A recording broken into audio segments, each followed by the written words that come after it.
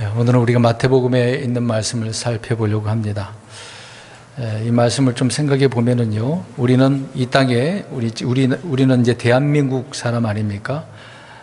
한국인으로 우리가 살고 있는데 대한민국의 법이 있어요. 세상에 법이 있습니다. 또 법은 있지만 예외적으로 암묵적인 그런 법도 있는 거죠. 그래서 묵인하고 서로 그렇게 생각하면서 살아가는 경우가 있는데, 우리는 세상의 법이 아니라 하나님의 법을 늘 마음에 품고 사는 성도들이 되어야 될 것입니다. 그러니까 하나님의 말씀이 우리 안에 없으면 여전히 세상에 있는 그 법을 가지고 살아가겠죠. 근데 그 세상의 법도 제대로 지키지 않으면 우리가 살지 않습니까? 근데 우리는 이제 그것을 뛰어넘어서 우리는 영적인 삶을 살기 때문에 눈에 보이지 않는 하나님의 말씀들이잖아요. 단지 기록되어서 인쇄물로 된 성경을 우리가 보며 하나님의 말씀이 이렇구나 라고 생각을 하고 살죠. 근데 그 말씀이 이제 영적인 말씀이 되기 때문에 우리 내적인 부분에 있어서 그 말씀을 마음에 품고 살아가야 된다는 것이죠. 그래서 늘 우리는 하나님의 말씀의 법이 또 그리스도의 법이라고 하지 않습니까? 사도들을 통해서 전해준 그 교리의 말씀들을 붙들고 살아가야 되는 것입니다.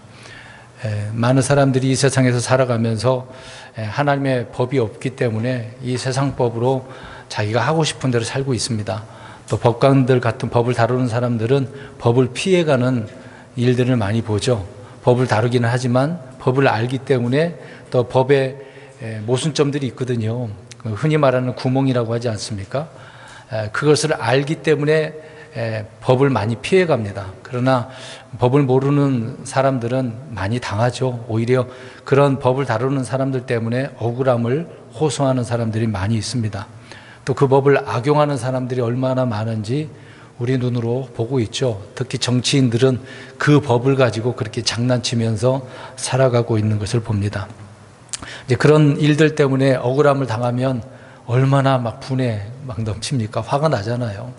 어떻게든 내가 당했으니까 갚아줘야 되겠다라고 하는 생각들이 많이 있습니다. 그래서 오늘 마태복음 5장 38절부터 나오는 말씀을 통해서 우리 보게 되어지면, 흔히 사람들은 눈에는 눈, 이에는 이 그렇게 생각하며 살죠. 유대인들도 그렇게 살았던 것을 보게 되어집니다. 그러나 이런 법이 율법으로 주어졌음에도 불구하고 잘못 이해하고 있었던 유대인들을 보게 되어지죠. 여러분, 세상의 인간관계는 주고받는 것입니다. 그렇지 않고 사는 사회는 없어요. 사람은 누구나 자신이 준 만큼 받으려고 하지 않습니까? 또 준 것 이상으로 받으려고 하는 거잖아요. 이유 없이 대가 없이 주는 일은 없습니다. 세상에 공짜가 있습니까? 없습니까? 없잖아요. 공짜는 없습니다. 무턱대게 그 공짜라고 해서 받아들이게 되어지면 오히려 더 많은 것을 내줘야 되는 그런 것이 있는 거죠.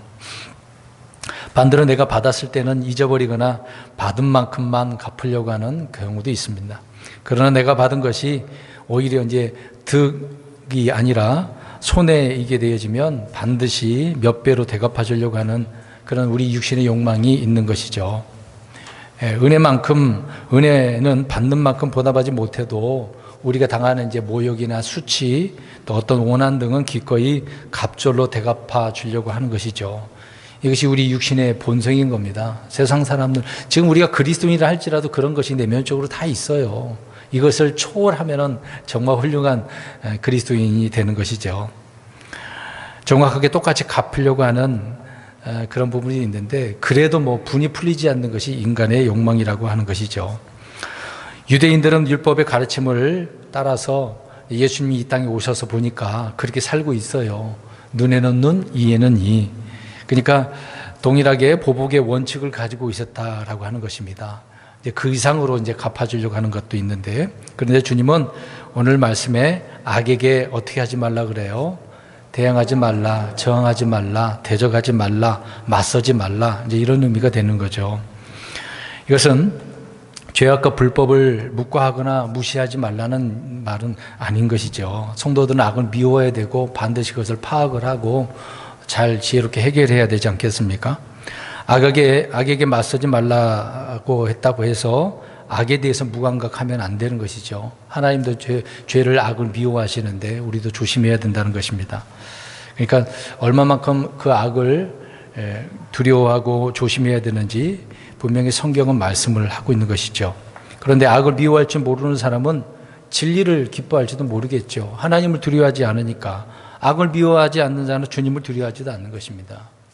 그러니까 말씀이 법이 있느냐 없느냐가 중요한 것입니다. 오늘 이제 법 이야기를 하려고 하는 부분이지만 많은 법 이야기보다도 주님께서 오늘 이 말씀을 통해서 우리에게 무엇을 교훈해 주느냐 그 말씀을 살펴보려고 합니다. 마태복음 5장에 나온 7장까지인데 이 산상수훈이잖아요. 이제 산상에서 이제 설교하는 그런 내용입니다. 누가복음에 나온 거하고는 다른 내용인데 아무튼 주님께서 이 말씀을 이제 유대인들에게 하시고 있는 부분인데 이제 실질적으로 5장부터 7장에 있는 이 말씀은 앞으로 천년 왕국 때 들어가서 사용될 그런 법인 것입니다. 마태복음은 잠깐 이야기를 하고 넘어가야 될 것 같아요. 예수님께서 왕으로 오셨어요. 그래서 왕만 있으면 안 되잖아요. 왕국도 있어야 되니까 하늘의 왕국이라는 것을 선포를 하셨습니다. 또 그 왕국에 백성이 있으니까 제자들을 통해서 백성들을 불러 모았죠.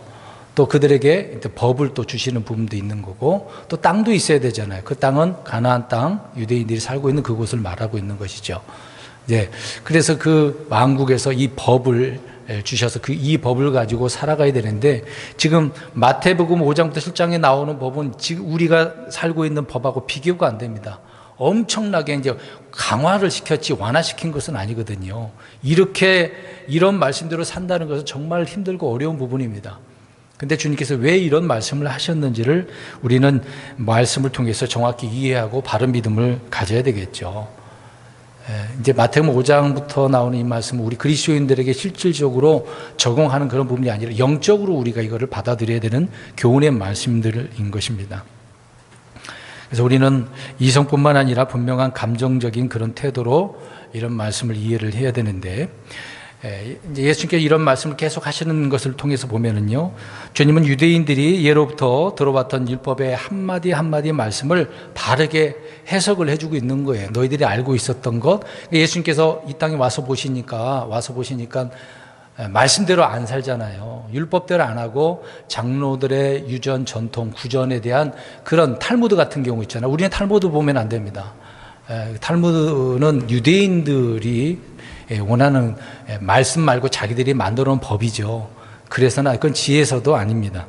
아무튼 유대인들은 그렇게 살았는데 잘못 살고 있었던 것이죠. 그래서 예수님은 그들이 잘못하고 있는 것을 지금 하나하나 재해석을 해주면서 설명을 말씀을 하고 있는 것이죠. 그래서 말씀에 대한 바른 이해가 없이는 바른 믿음이 있을 수 없는 것입니다. 또 바른 믿음이 없이는 바른 적용이나 열매가 없는 거죠. 그러니까 올바른 믿음 속에서 열매가 나는 거잖아요. 콩 심은데 콩이 나는 거지 다른 것이 날 수 있는 것은 아니지 않습니까? 38절을 보시기 바랍니다. 눈은 눈으로 이는 이로 갚으라. 이런 말을 유대인들 너희는 들었다라고 이야기하죠. 오래전서부터 모세도 사실상 이걸 그렇게 주려고 한 건 아니었어요. 그들이 얼마나 악했는지를 말해주고 있는 겁니다. 할 수 없이 모세도 이런 말씀을 해줬는데 그런 말씀들조차도 지금 유대인들이 오해를 하고 있었다. 그 얘기를 하고 있는 것이죠. 그렇게 들었으나라고 이야기하잖아요. 반전이 있는 거죠. 그런데 그 당시에 유대인들은 율법 그대로 이제 행했다라고 하는데 이것이 그 당시 그들의 법이었어요, 법. 율법이면서 실제 삶 속에서 민법이고 형법이었다 그 얘기인 것입니다. 요즘 관점에서 보게 되어지면 정말 살벌하잖아요. 눈은 눈으로 그렇게 갚은 거 그대로 갚는다는 거잖아요. 누가 나를 한 대 때렸어. 그럼 어떻게 한다는 얘기입니까? 한 대 때려야 되는 거예요. 지금 요즘 법은 어떻습니까? 그렇게 했다가는 쌍방이죠. 이게 폭행죄인 것입니다. 참 희한해요. 내가 죄 안 지었, 저번 주에도 말씀드렸던 부분이지만 난 죄 안 지었는데 나도 가해자가 되는 입장에 있는 부분도 많이 봅니다. 참 희한한 법을 우리가 보게 되어지는 거죠. 그런데 눈은 눈으로 이는 이로라고 하는 이 말씀이 모세오경에 3번이나 나옵니다. 이 3가지를 잠깐 말씀을 드리려고 하는데 아무튼 유대 사회에서는 눈은 눈으로 이는 이로 갚으라고 하는 이런 보복의 법이 일반화되어져 있습니다. 그냥 뭐 현장에서 일어나면 그대로 해야 되는 법이에요. 분쟁이 일어나면 제사장에 가서 판단을 받으면 되는 것이고. 그러나 이는 율법의 한 면만 보았을 뿐 결코 제대로 이해한 것이 아니었다는 것입니다. 일단 그 세 가지 문제를 한번 찾아보도록 할게요. 출애굽기 21장 23절에서 25절 말씀을 눈으로 그냥 보시고 읽지는 않겠습니다. 첫 번째로 어떤 의미로 사용되어져 있는가? 여기 보면 눈은 눈으로 이는 일이에요. 임신한 여자를 다치기 위해서 그것으로 인해서 아이에게 미치는 경우에 눈은 눈으로 이는 이로 갚으라고 하는 내용의 말씀인 것입니다. 출애굽기 21장 23절부터 나오는데요. 그런데 이 말씀은 문맥적으로 모든 경우에 해당하는 것이 아니고 거기에 분명히 나와 있습니다. 임신한 여자를 다치기 위해서 아이가 죽는 경우에는 무슨 죄가 되는 거죠? 죽었으니까. 살인죄가 되는 거죠. 그렇게 적용하는 거고. 근데 죽지는 않고 태어났는데 아이에게 이제 문제가 생겼어. 눈에 문제가 생기고 발에 문제가 생기고 다른 어떤 문제가 생기면 그것에 대한 상응하는 대가를 형벌로 지불하도록 한 것이 눈은 눈으로 이는 이로라고 하는 이 율법의 규칙이 되는 것입니다. 근데 이 말씀은 유아를 성인과 동일한 인격체로 보고 있는 거잖아요. 뱃속에 있는 아이도 똑같이 사람으로 취급하고 있는 것을 보게 되어집니다. 근데 오늘날 어떻습니까? 이런 법은 취급을 하지 않죠. 태어나지 않았으니까 사람으로 취급을 안 하는 경우 지금의 현실을 보게 되어집니다. 그래서 원치 않는 아이가 생기면 요새 어떻게 하죠? 낙태를 하죠. 근데 생각해 보세요. 그럼 낙태하면 성경적으로 볼 때 무슨 죄에 해당하는 거예요? 살인죄에 해당하는 겁니다. 무시무시한 거예요, 이 법이. 그러니까 말씀드린 것처럼 눈은 눈으로, 이게 살벌하는 법이거든요. 살벌한 법이에요. 우리 한국은요, 세계 1위를 차지하는 것 중에 하나가 성형수술, 제왕절개, 흡연, 이혼율, 낙태율이 세계 최고라고 합니다. 출산율은 최저인데, 그래서 이 출산율 때문에 저 빌 게이츠가 이 문제를 거론하지 않았습니까? 한국도 점점점, 저기 머스크가 그랬나요? 이제 많이 인구가 줄어들게 될 것이다라고 그렇게 언급을 한 바가 있습니다. 근데 낙태율은 세계 1위예요. 전쟁으로 죽어가는 사람보다 낙태로 죽은 아이가 더 많아요. 코로나로 죽은 사람보다 낙태로 죽은 사람이 더 많아요. 아이가 더 많습니다. 근데 이건 다루진 않죠. 근데 이런 문제를 가지고 인권을 우리가 바르게 세워야 되는데 이런 문제로 인권을 다루지는 않지 않습니까? 윤리의식의 문제가 되는 거죠. 미국의 어떤 대법원에서 판결하지 않았습니까? 그런 문제 금지법을 해놨는데 많은 사람이 어떻게 하고 있어요? 낙태해야 된다라고 하는 피켓을 들고 데모를 하는 것을 보게 되어지죠. 뱃속에 있는 아이들을 죽이는 일은 엄연히 살인이고 율법에 따르면 아이를 죽이는 것은 생명은 생명으로 갚아야 될 일이기 때문에 무시무시한 법인 것입니다. 그리스도인 여성들이 이런 문제를 확실히 하고 있어야 돼요. 내가 결혼하거나 임신하거나 낙태를 하거나 자녀 교육은 어떻게 해야 되는가, 이런 문제에 있어서 실제적인 문제잖아요. 성경적인 가르침을 바르게 실행해 나가야 되는 겁니다. 근데 이런 말씀들은 우리는 그리스도인인데도 불구하고 무시해버리고 세상이 법이 그런 거니까 합법이니까 그렇게 산다라고 하지만 그건 큰 잘못인 거죠. 아무튼 첫 번째는 아이에게 미치는 경우에 눈은 눈으로 생명은 생명으로 갚아야 되는 그런 법이 되는 것이고요. 두 번째로는 레위기 24장 가서 보시기 바랍니다. 19절에서 20절에 나오는 부분인데 레위기 24장 19절에서 20절 말씀입니다. 읽지는 않고 눈으로만 보시기 바랍니다. 이것은 이웃에게 상해를 입힌 경우에, 이웃입니다. 내 가족이 아니라 이웃입니다. 이 율법은 유대 사회의 형법의 기초가 되었는데, 그래서 랍비들은 이 말씀을 가르치고 또 유대 사회에서는 긍휼, 용서, 사랑보다는 받은 만큼 돌려준다. 레위기 24장입니다. 그런 식의 보복 문화가 형성되고 있는 것이죠. 그 당시에 그렇게 형성되었습니다. 그러니까 율법의 한쪽 면만 강조하다 보니까 정작 율법에서 가장 중대한 가르침이 외면되고 무시되고 있었다라고 하는 부분입니다. 레위기 19장 18절에 가서 보게 되어지면 하나님은 이웃 형제를 내 몸과 같이 사랑하라라고 명령을 주셨거든요. 그 이웃에 대해서 사랑해야 돼요. 내 몸과 같이, 그것도 자신의 몸과 같이 돼야 되는데 상해를 입힌 경우에는 어떻게 한다고요? 눈에는 눈으로 그대로 보복을 해야 된다라고 하는 부분이 되는 거죠. 근데 잘 보셔야 됩니다. 자, 원수를 갚으라라고 하는 것이 주님의 율법입니까? 아니면 너는 원수를 갚지 말라라고 하는 것이 율법입니까? 잘 대답해 보세요. 둘 다 율법입니다. 둘 다 나와요. 둘 다 나오는 거예요. 주님은 우리 자신이 직접 원수를 갚거나 보복하거나 형을 집행하라고 하는 것이 아니라 이런 문제는 주님께서 이런 일들을 다루게 하는 왕이 치리자잖아요. 총독이나 행정관들을 통해서 집행하라라고 하는 것이거든요. 내가 그렇게 갚지 말라는 이야기입니다. 치리자들은 하나님의 법을 집행하는 하나님의 사역자라고 로마서 13장과 베드로전서 2장 4절에 바울과 베드로가 언급을 하고 있습니다. 그들을 통해서 이 문제를 해결하라고 하는 부분이거든요. 그러니까 이웃에게 상해를 입힌 경우에는 그들을 찾아가서 문제를 해결해야 되는데 내가 해버리려고 하면 안 된다, 그 얘기인 것이죠. 이스라엘에게는 재판관들이 있었고 장로들이 있었고 통치자들이 있었습니다. 우리가 알다시피 모세도 많은 문제가 광야 때 있어서 그래서 이드로가, 장인 이드로가 알려주잖아요. 어떻게 하라고 그랬습니까? 50부장, 100부장, 1000부장 이런 식으로 사람을 세워서 또 그런 자들을, 지혜로운 자들을 세워서 이 문제를 해결하고 어려운 일은 갖고 와서 너가 해결하라, 그런 말을 조언을 해줬던 거잖아요.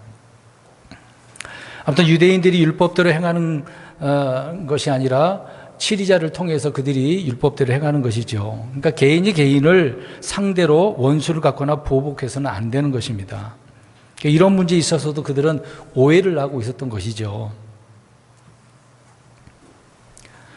한 예로 우리 생각해 보면 아벨을 누가 죽였습니까? 가인이.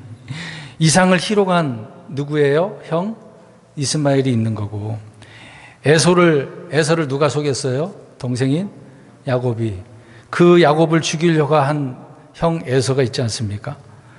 또 암노를 죽인 압살롬이 있잖아요.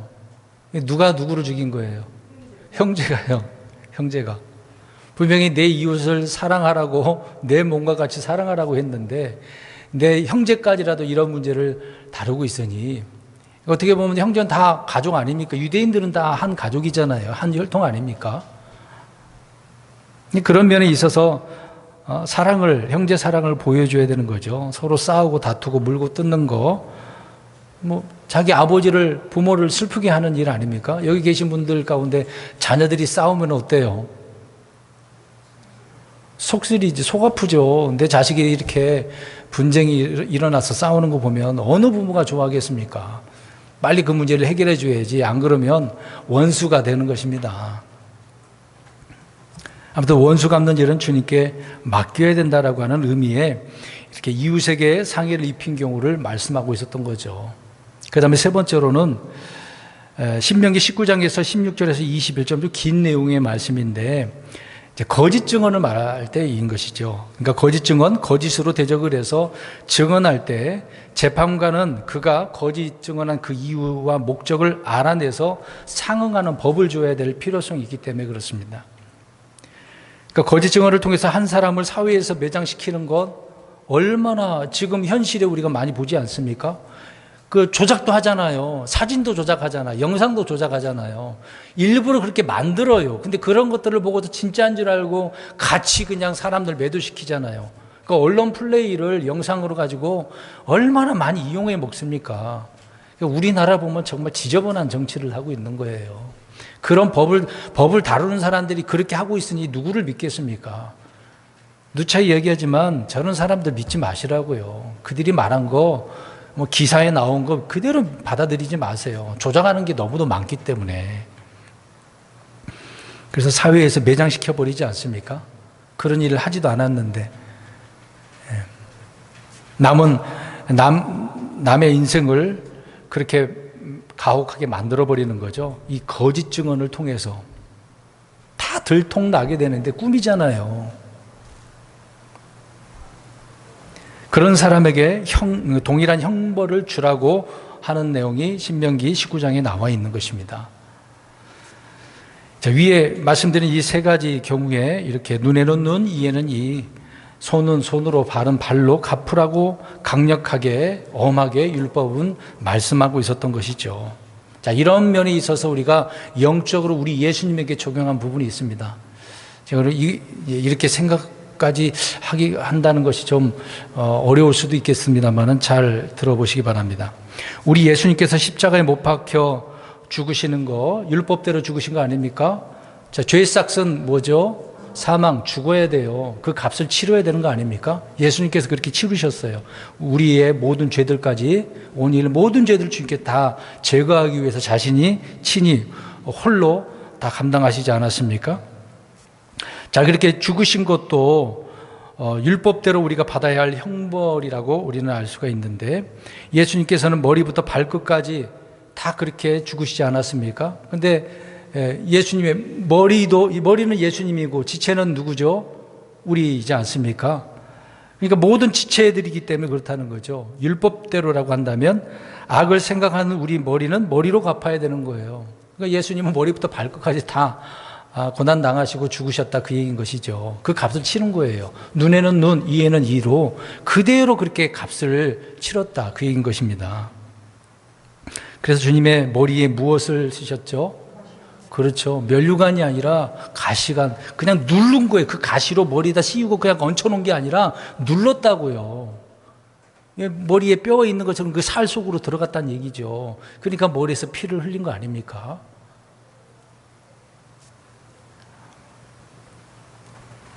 그래서 율법대로라고 한다면 우리 손과 발은 손과 발로 갚아야 하는 것이죠. 그래서 주님은 십자가에 손과 발에 무엇이 박히죠? 못이 박히는 겁니다. 십자가 처형 나오지 않습니까?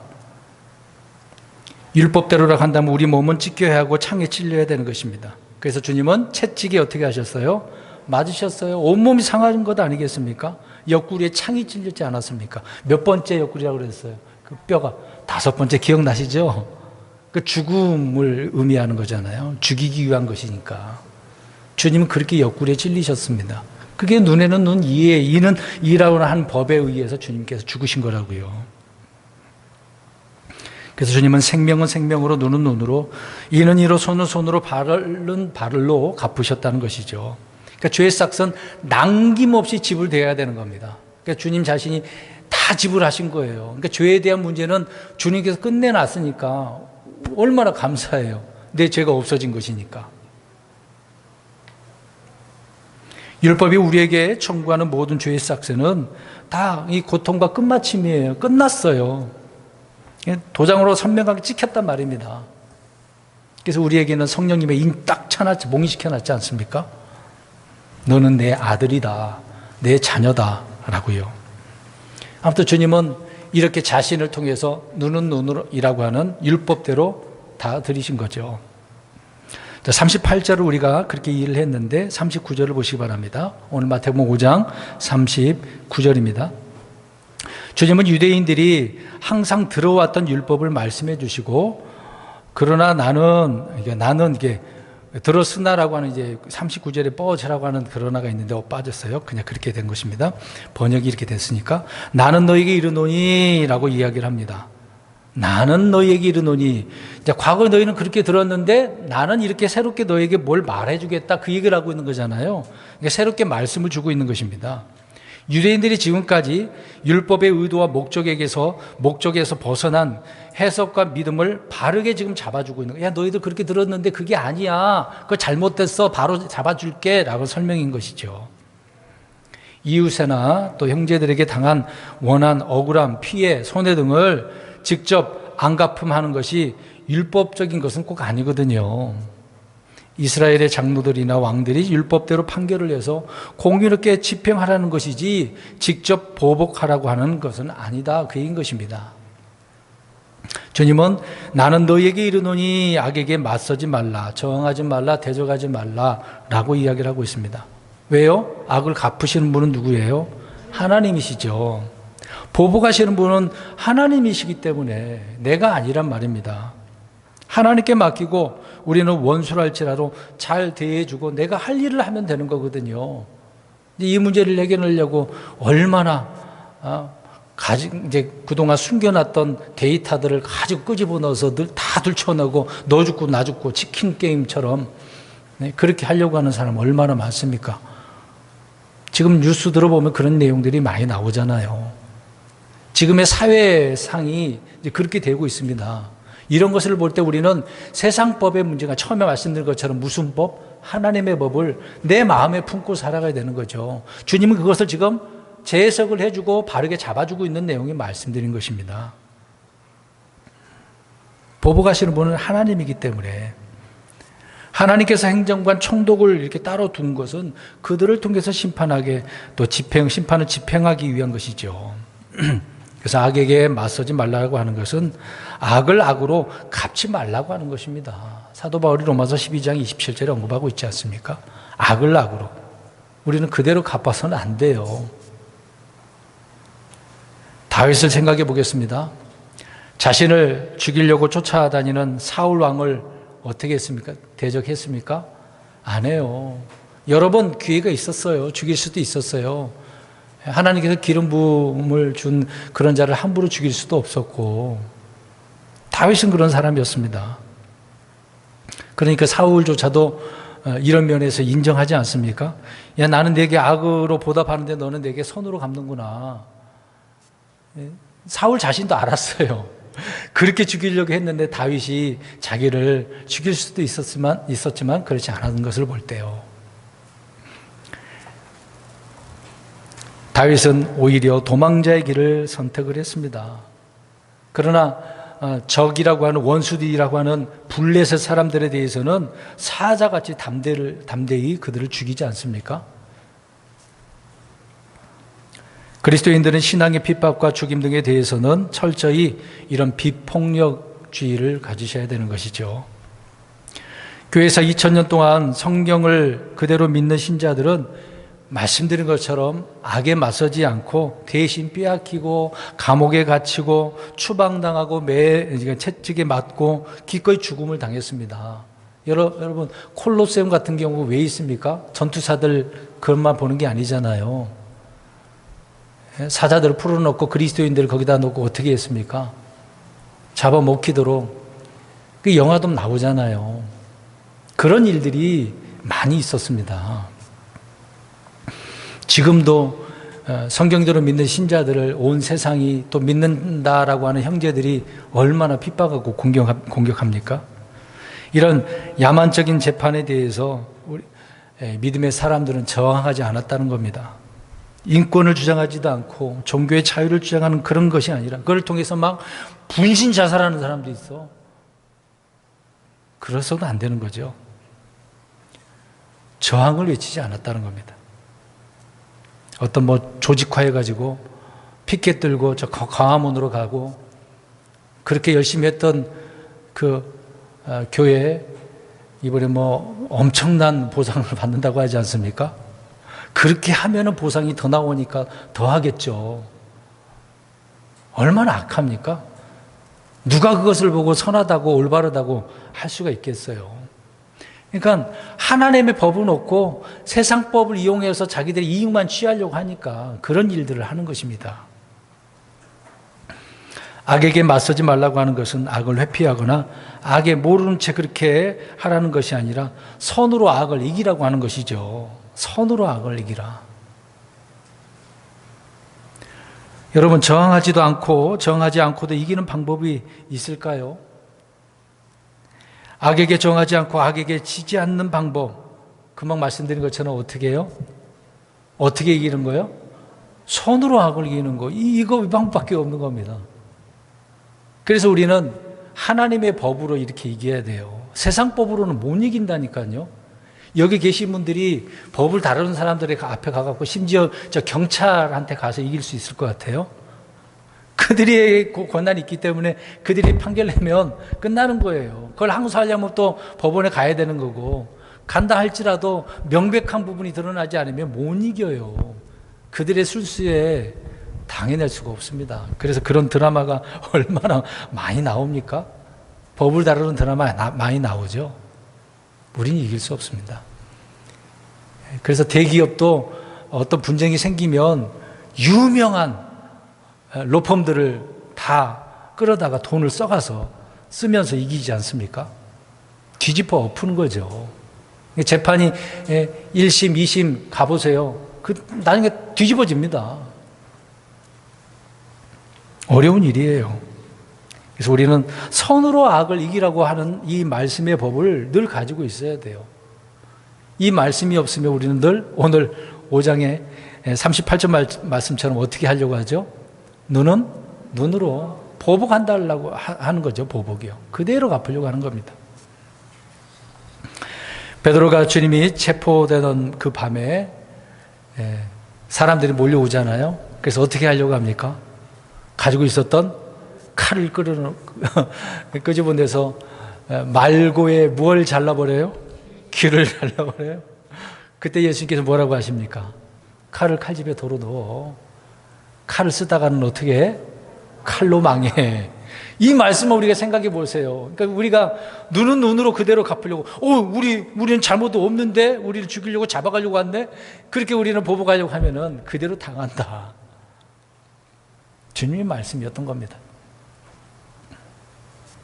원수들은 비록 칼과 몽둥이를 가지고 몰려왔음에도 불구하고 거기에 대응하는 방법, 베드로는 그렇게 칼을 들었습니다마는 주님의 방법은 뭘까요? 어떻게 하셨습니까? 방법은 없어 그냥 잡혀가신 거예요. 때리면 어떻게 하셨습니까? 맞으셨어요. 죽이면 어떻게 하셨어요? 죽임 당하셨어요. 이게 주님께서 우리에게 말씀하신 법이죠. 여러분, 이렇게 살기가 힘들잖아요. 목사님, 예수님이니까 그러시죠. 우리는 그렇게 못해요. 예수님은 육신의 몸을 입고 그렇게 감당하셨어요. 그것이 사명이었기 때문에, 자신에게 맡겨주신 주님의 명령이었기 때문에 그렇게 하신 것이죠. 그럼 저와 여러분들도 주님께서 오늘 이렇게 말씀하신 거 재해석을 해주시는 것이니까, 그럼 이대로 해야 돼요, 안 해야 돼요? 잘 대답을 안 하시네요. 그런 일이 있으면 힘들죠. 그렇다고 해서 악에게 지는 것은 아닙니다. 마귀에게 패하는 것도 아니에요. 우리는 육신적 또 물리적인 눈에 보이는 세상적인 무기를 들고 공격하는 자들을 향해서, 그런 악을 향해서 영적인 전쟁을 해야 되는 것이죠. 육신적인 전쟁의 문제가 아니라 영적인 문제입니다. 그런 분쟁이 있지 않기 위해서 늘 조심해야 되는 거잖아요. 법적인 문제에 휘말리지 않기 위해서 조심해야 됩니다. 특히 운전 조심해야 된다 분명히 얘기했잖아요. 내가 잘못은 안 해도 가해자가 되는 입장이기 때문에 늘 살펴야 돼요. 왼쪽 오른쪽 전방주시하고 수시로 봐야 됩니다. 수시로. 딴 생각하지 말고요. 전화통화도 하지 말고. 어떤 일을 당할지 몰라요. 우린 그런 문제가 생기면 기도하고 금식하고 선을 행함으로 이겨내야 되는 거죠. 그게 우리 안에 준 하나님의 법이라는 것입니다. 이 정도까지 우리를 괴롭히는 자들이 때리면 계속 맞고 그들이 지칠 때까지 우리를 맞는다 할지라도 그런 그리스도인이 되어야 되는 건 아니겠습니까? 쉬운 일은 아닙니다. 악에게 맞서지 말라고 하는 것은 악으로 악을 갚지 말고 선을 따르고 도리어 축복하는 것이죠. 선하게 되면서 또 오히려 축복까지 해줘. 참, 하나님 어떻게 내가 이렇게까지 해야 됩니까? 하소연할 수도 있을 것 같아요. 혹시 우리 주변에서 우리 성도님들을 괴롭히는 자들을 용서해 주시고 이렇게 복을 빌어준, 축복해 주는 경우가 있으셨습니까? 힘들죠. 그래도 하셔야 돼요. 그래도 하셔야 됩니다. 왜 그럴까요? 내가 축복하면 그 사람은 안 받아들이면 그 복이 어떻게 됩니까? 나에게 돌아오거든요. 생각지도 못했던 하나님의 방법대로 나에게 돌아오게 되어 있습니다. 물론 꼭 그것 때문은 아니더라도 주님의 명령이니까 우리가 순종해야 되겠죠. 근데 악으로 선을 갚는 이들이 있어요. 악으로 선을 갚는다. 잘못된 거잖아요. 근데 우리 잠언서 17장 13절 보세요. 악으로 선을 갚으면 어떻게 되는지 한번 보겠습니다. 이런 말씀도 있어요. 잠언 17장 13절 우리 같이 한번 읽어보겠습니다. 좀 읽어줘 보십시오. 17장 13절 잠언 17장 13절 악을 선으로 갚으면 어떻게 되는지 읽어봅니다. 시작.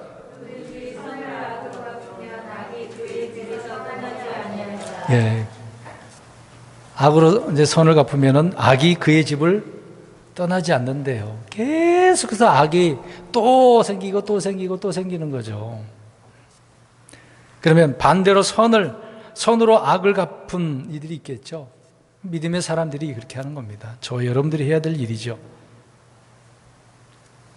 진정한 승리는 어떻게 올까요? 악으로 대항하는 것이 아니라 믿음으로 대항하는 것입니다. 믿음으로. 죽음에는 부활로 대항하는 거죠. 희한하죠. 그냥 죽으면 죽는 거죠. 근데 부활하잖아요, 우리는. 그게 결과로 드러나는 겁니다. 이 세상에서 지금 내가 죽으면 끝이라고 생각하지만 그것이 끝이 아니잖아요. 우리는 나중에 부활하지 않습니까? 그걸로 보여주는 거잖아요. 이 약속의 말씀을 믿으니까 그렇게 되는 겁니다. 사망에는 생명으로 대항하는 겁니다. 육신은 영으로 대항하는 거, 육신적으로 하는 게 아니죠. 보이는 것들은 보이지 않으시는 하나님을 불러서 주님 도와주십시오. 주님을 통해서 해결해 나가는 거죠. 이것이 주님의 말씀이기 때문에 히브리서 11장 35절 38절을 보면은 악에게 지지 말고 도리어 선으로 이기라. 그러니까 세상이 감당하지 않는 경우가 이런 경우가 되는 거죠. 이렇게 살면은요, 세상 사람들이 어떻게 할 수가 없어요. 야, 이렇게 괴롭혔는데도 여러 번 사용할 수밖에 없는 그 예화인데, 우리 주기철 목사님 과거에 그렇게 한 분 아니었습니까? 말씀을 지키려고 신사참배 안 하려고 어떻게 하셨어요? 감옥에 갇혔는데 그들이 어떻게 죽이게 만듭니까? 못 박힌 그 위를 걷게 만들잖아요. 피를 얼마나 많이 흘려서 결국 죽지 않습니까? 이런 사람들은 감당하지 못하는 거예요.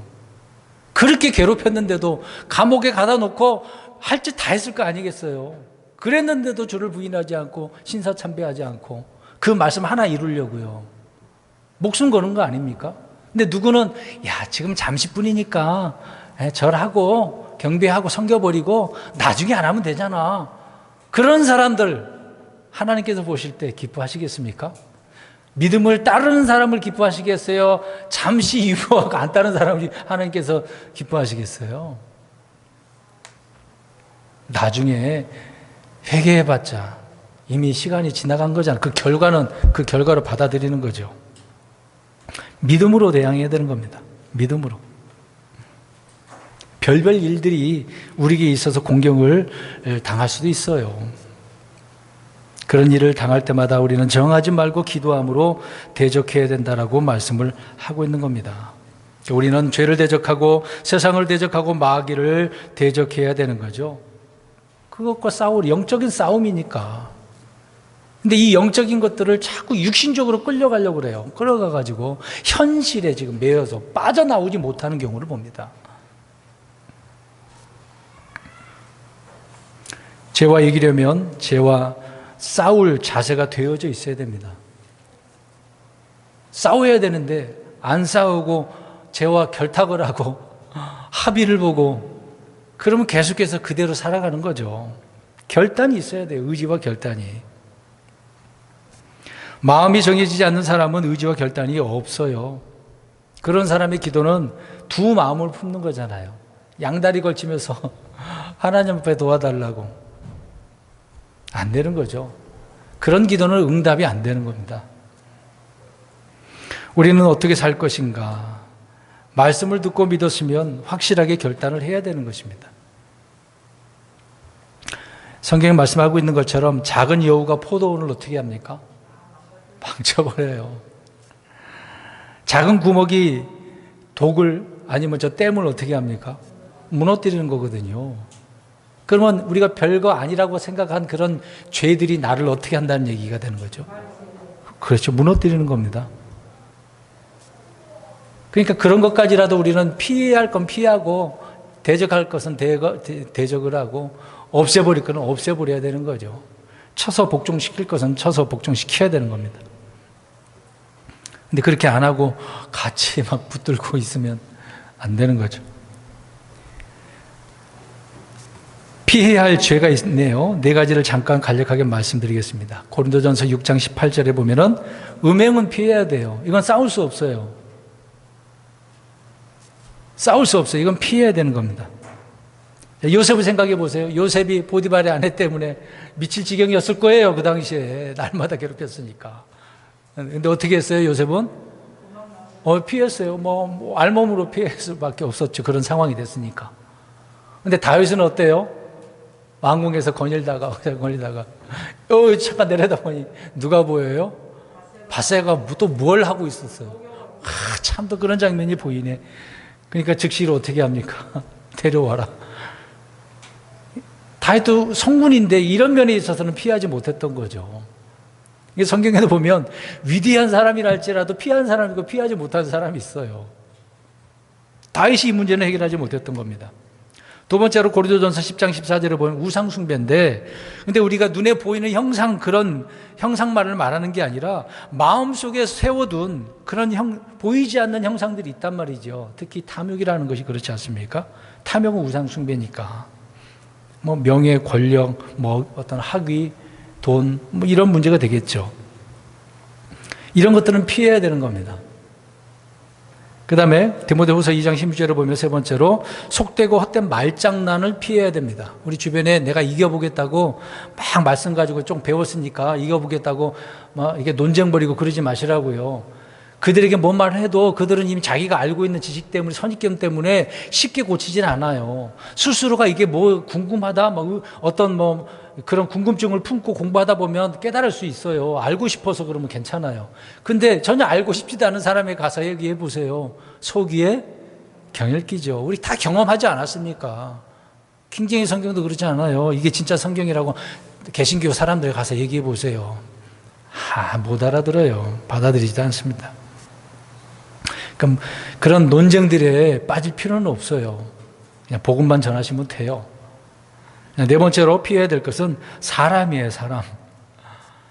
배운 교리를 거슬러서 분쟁을 일으키는 그런 자들이 있어요. 로마서 10장 17절에 나오는데, 그러니까 악한 사귐은 선한 행실을 부패시킨다라고 이야기하고 있는 겁니다. 악한 사귐. 분명히 악한 자인데, 흔히 우리 그런 말을 하잖아요. 친구 따라가면 뭐라 그러죠? 강남 그런 얘기 하잖아요. 이게 잘못된 그런 친구들을 따라갔다면 큰일 나는 겁니다. 피해야 될 것들은 피함으로써 우리는 분리된 삶을, 경건한 삶을, 거룩한 삶을 유지해야 되는 것이죠. 그래서 이런 문제에 있어서는 피해야 된다. 우습게 생각하다가는 아까 얘기했던 것처럼 작은 것이 어떻게 한다고요? 독을 무너뜨리는 거예요. 그래서 39절에 악에 대항하지 말라, 맞서지 말라. 이제 39절부터 40절까지 구체적인 예를 설명을 하잖아요. 어떤 사람, 누구든지 이런 예를 설명을 하고 있지 않습니까? 보세요. 법에 고소했어요. 그런데 어떻게 해요? 돛옷을 빼앗으려고 하고 있는데 겉옷도 가지게 하래요. 또 39절에 보니까 뺨을 맞았는데 어떻게 했어요? 다른 뺨도 대래요. 41절에 억지로 1마일 같이 가자 그랬는데 몇 마일 더 가래요? 2마일을 가자고 하네요. 참 어떻게 이럴 수가 있어. 나 힘든데 내 것도 그냥 내줘야 되는 판이네요. 자, 이런 문제를 들을 때면 심각하잖아요. 어떻게 우리가 이렇게 할 수 있겠습니까? 그렇게 이 땅에서 이렇게 실천한다는 건 쉬운 것은 아니거든요. 근데 우리 주님은 십자가에서 고통을 당하실 때 뺨을 때리잖아요. 그대로 맞으셔요. 저항하지 않는 것입니다. 패배가 아니라 선으로 악을 이기는 방법이기 때문에 그렇게 하셨다는 거죠. 그래서 우리 그리스도인들은 모순과 역설의 진리 속에서 살 수밖에 없습니다. 성경은 다 역설적인 거잖아요. 이 세상하고 안 맞는다니까요. 눈에 보이지 않는 영적인 것들은 육적인 눈에 보이는 것과 전혀 안 맞아요. 근데 하나님은 눈에 보이지 않는 것으로 이런 역설적인 진리로 우리를 살라고 하고 계시는데요. 오늘 보세요. 39, 40, 41절에 이 말씀대로 우리가 어떻게 합니까? 이 세상에서는 안 돼요, 이렇게는. 근데 그렇게 살래요, 우리 보고. 십자가의 진리가 바로 이런 진리라고 말씀을 하고 있는 것입니다. 이것은 이성적으로나 논리적으로 그 무엇으로도 옳다고 할 수는 없겠죠, 세상에서는. 하지만 주님은 그렇게 하라고 말씀하고 계십니다. 근데 놀랍게도 그리스도인들은 자신의 상식이나 지식이나 논리로 살면 내면에 아무런 어떤 기쁨도 평안도 없긴 없겠습니다만은, 근데 반대로 자기를 부인하고 말씀대로 어떤 수치와 모욕을 받아들이며 살게 되어지면 어떻습니까? 한편적으로 영적으로 평안하고 기쁨이 넘치죠. 이런 경험을 우리는 하고 살아야 됩니다. 또 그렇게 실천해야 되는 것은 당연한 것이고요. 그러니까 믿음의 선한 싸움은 고난과 치욕을 당하며 싸우는 거예요. 성경에 나오잖아요. 선한 싸움을 싸우라고. 근데 이런 수치, 고난 안 당하고 싸울 수 있냐고요. 여러분, 적들과 지금은 뭐 그냥 총 쏘고 대포 쏘고 미사일 쏘고 끝나지만 과거에는요, 직접 부딪혀서 싸우지 않았습니까? 근데 싸우기 전에 뭐부터 하죠? 심리적인 작전을 먼저 펼치는데 말로 막 여러 가지 일로 막 괴롭혀요. 너희는 어떤 자식들이고 어떻고 그런 얘기를 많이 하잖아요. 골리앗이 이스라엘과 싸울 때 어떻게 했습니까? 그런 말들을 가지고 얼마나 나쁜 말들을, 악한 말들을 했어요. 근데 아무도 말도 못했는데 그 어린 다윗이 나가가지고 한마디 하고 돌을 던져서 이기지 않습니까? 그러니까 선한 싸움은 고난과 치욕을 같이 당하면서 싸우는 거예요. 우리 그리스도인들이 이렇게 살아가야 되는 거 당연한 것처럼 생각하셔야 되는 겁니다. 하나님 왜 나에게 이렇게 시련을 주십니까? 그런 문제가 아니고 지금 그렇게 싸울 수밖에 없는 거예요. 살아갈 수밖에 없는 겁니다. 이것이 없이 산다는 건 없어요. 당연한 일이거든요. 전혀 없기를 기대할 수 없는 겁니다. 마지막 42절 보십시오. 내게 구하는 자에게 주고 내게 꾸려고 하는 자를 너는 외면하지 말라. 빌려달라고 하면 어떻게 해줘요? 빌려주네요. 구하는 자에게 주래요. 일해서 약한 자들을 도와주는 것, 이거 복이 있는 거 아닙니까? 내가 열심히 일해서 연약한 사람들을 도와주는 것. 그래서 그런 단체들 얼마나 많아요. 여러분, 받는 것이 복이 있는 겁니까? 주는 것이 복이 있는 겁니까? 보세요. 주라고 하는 이유가 있잖아요. 주는 것이 복되다고 말씀하고 있는 것이니까. 근데 우리는 받으려고 하는 경우가 많죠. 근데 내가 어려울 때, 특히 어려울 때는 어떻게든 받고 싶은 것이 우리 사람의 마음인 것이죠. 주는 것이 복이 있는 겁니다. 주는 일은 자신에게 뿐만 아니라 자신의 후대를 위해서 영적 유산을 남겨주는 것처럼 복을 남겨주는 일이죠. 여러분, 우리 부모님들이 자식들에게 물려주는 것이 없다 할지라도 많은 사람들에게 이렇게 선함을 베풀었다고 생각해 보세요. 그러면 누가 갚아주셔요? 주께 그걸 빌려드리는 거라고 하지 않습니까? 그렇게 행하면 하나님이 우리 자녀들에게 갚아주시거든요. 자녀들에게 못한다 할지라도.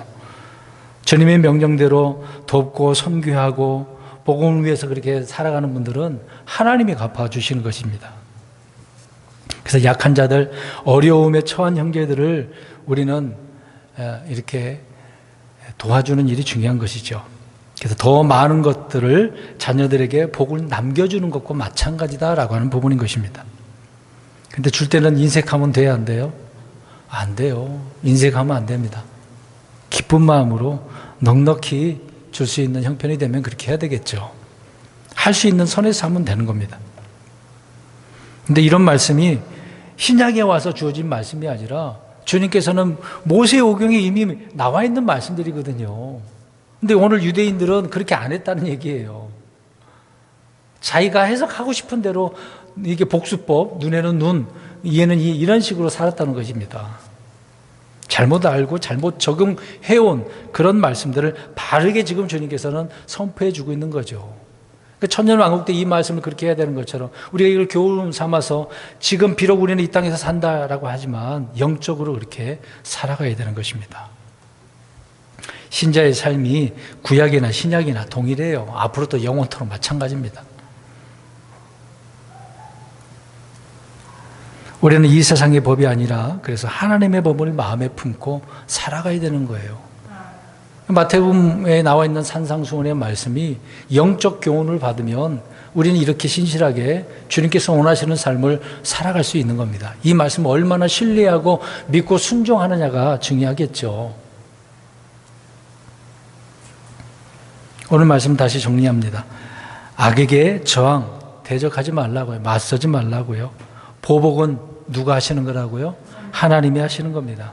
악을 미워하지 말고 선으로 악을 이기라. 믿음으로 이기라. 죄를 대적하고 마귀를 대적하는 건 당연한 거겠죠. 성경이 말하는 진리는 역설과 모순의 진리라는 것, 세상과 반대된다는 사실을 알고 또 믿고 순종할 때 열매가 있고 체험을 하게 될 겁니다. 그리고 나누어주는 일은 우리가 넓은 마음으로 나눠줘야 되겠죠.